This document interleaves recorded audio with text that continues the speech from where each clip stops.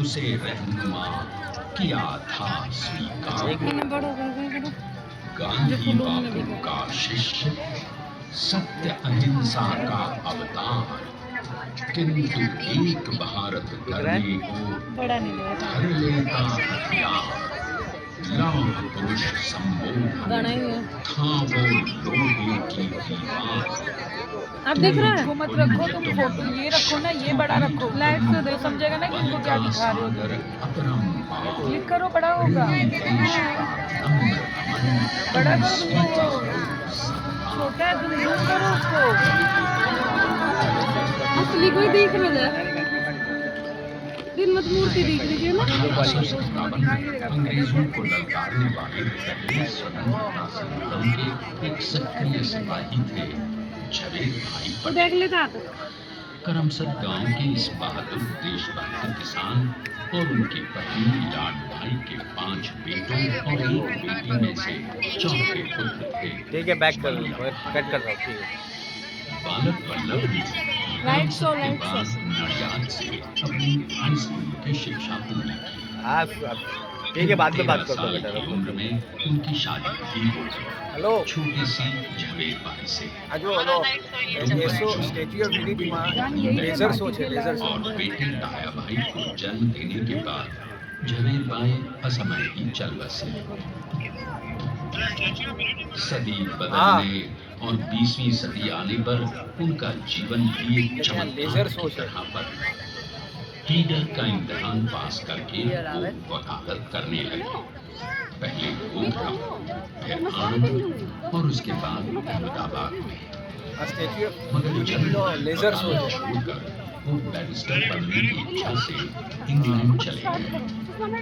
London में barrister में अव्वल आने और वजीफा जीतने वाले अनोखे भारतीय। अब तो अहमदाबाद की वरिष्ठ अदालत में बैरिस्टर पटेल की जिरह और जीतों की धूम मच गई। कितनी बन गई की मूर्ति की, है ना? तभी एक युग पुरुष ने वल्लभ भाई के जीवन की धारा ही बदल दी। एक ही मूर्ति में सारी, एक ही सारी मूर्ति है। शस्त्र से पूरे शासकों को सबक सिखाकर भारत वापस आए बैरिस्टर मोहनदास करमचंद गांधी से मिलकर वल्लभ भाई ने अपने कुछ वर्षों से सीखे विदेशी व्यवहार और संस्कार हमेशा और अब वो अपने बिहार के किसानों को हक दिलाने के लिए बापू के साथ आंदोलन में उनके पैरों में जूते नहीं, गांवों की धूल थी। हृदय में भारत भूमि की शस्य श्यामला धरती, मन में थे गांधी और मस्तिष्क में एक नए स्वतंत्र भारत का सपना।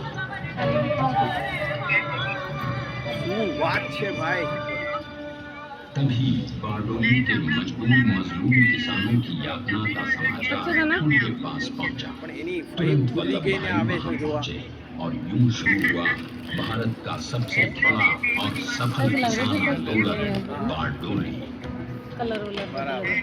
वल्लभ भाई ने बारडोली के 87,000 किसानों को ऐसा अटल अचल मनोबल दिया कि अंग्रेजी सरकार हिल गई और 1 बरस के बाद उनका लगान माफ कर दिया गया। अब तो पूरे देश में लोग वल्लभ भाई के नाम की कसमें खाने लगे। स्वयं महात्मा गांधी ने कहा, अब वल्लभ भाई मेरे शिष्य या साथी नहीं, सारे देश के सरदार हैं और देश को मिल गया एक अनोखा असरदार सरदार।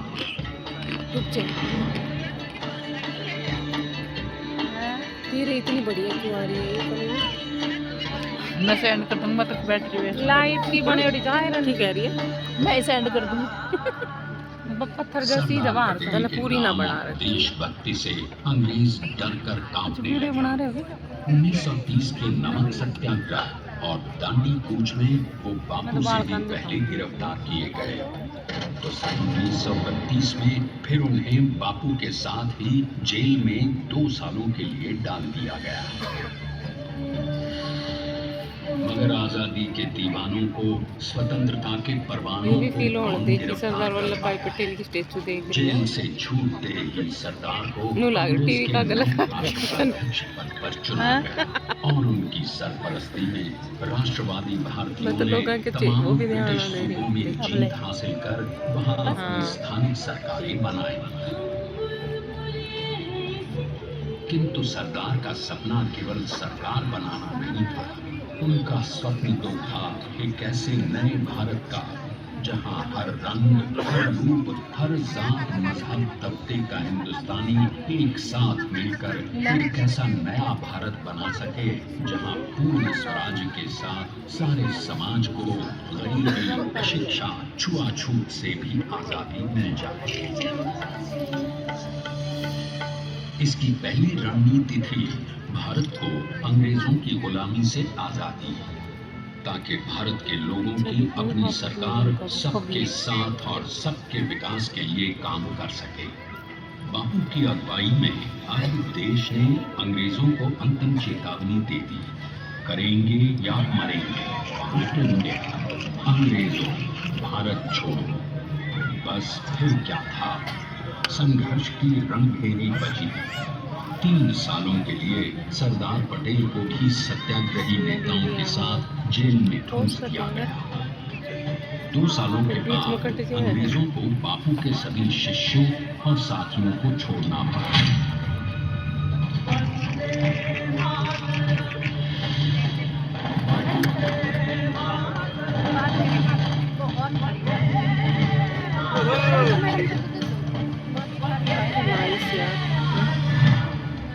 पूरा दिन में जो चीज देखी वही देख ली।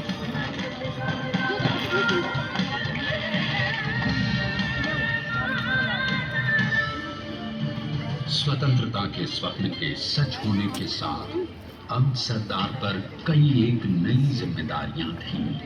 आने वाली आजादी की तैयारी और एक नए भारत के लिए नए लोकतांत्रिक संविधान की संरचना। जैसा उनके साथी ने खुद कहा था, सरदार ने ही 6वीं हथौड़ी लेकर एक नए भारत को उकेरा।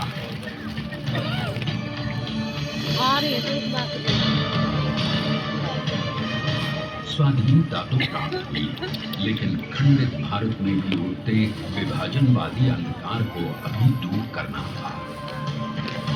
जब देश के खंड खंड होने का भय उत्पन्न होने लगा, तो सरकार ने निर्भय होकर खुद अपनी केंद्र सरकार और साथियों को भी चुनौती दे डाली और जम्मू कश्मीर को बचाने के लिए सारे देश का आकाश वायुयानों से भर गया। क्यों बोलने यार? और फिर हैदराबाद और जूनागढ़ के भारत ने विलयीकरण को पाकिस्तान से चुनौती दी। सरदार चाहते थे कि देश की 1 इंच धरती अब और विभाजित नहीं होनी चाहिए। नए भारत को एक करने के लिए समझा बुझाकर मना कर 565 रियासतों को सरदार ने अपनी सूझबूझ, सदाशयता, संबल से एक नए स्वतंत्र भारत का अध्याय। वीडियो बनाने से सिखाते जैसा उन्होंने स्वयं कहा था, हमें नए धागों को पुराने ताने बाने में ऐसे पिरोना कि एक दूसरे में गुंथ जाए और बेहतरीन बनावट वाला एक नया भारत भरकर सामने आ सके। अंततः अपने वज्र दृढ़ संकल्प से एक नया विराट विशाल एक भारत श्रेष्ठ भारत बनाकर दिखाई दिया सरदार ने। संसार के सबसे बड़े प्रजातंत्र के शिल्पी को प्रणाम करने के लिए देश ने बनाया है ये समर्थ स्मारक। स्वाधीन भारत को समर्थ भारत में बदलने वाले सरदार पटेल को समर्पित प्रेरणातीत भी है। प्रधानमंत्री श्री नरेंद्र मोदी के नेतृत्व में बनी विश्व की इस विशालतम प्रतिमा के सामने आकर सारी दुनिया जैसे स्वयं ही नतमस्तक हो जाती है।